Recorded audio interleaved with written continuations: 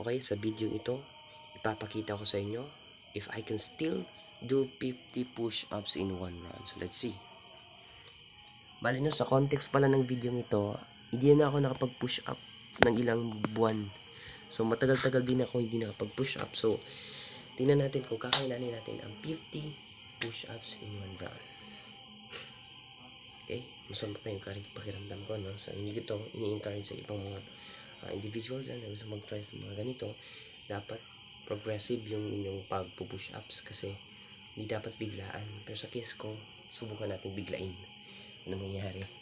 I'm used to it already naman. Sanay naman ako sa ganito. Okay? A little stretching. Start. 50. For count. Proper push-up tayo, ha? 1.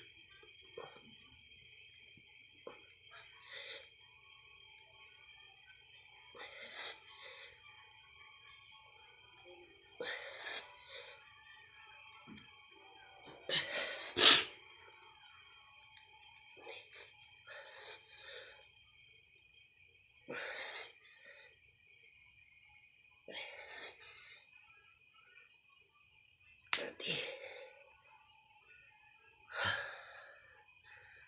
Masama yung pakiramdam ko. I cannot force it. 30 lang talaga muna. See you in the next video. If kaya natin gawin 50.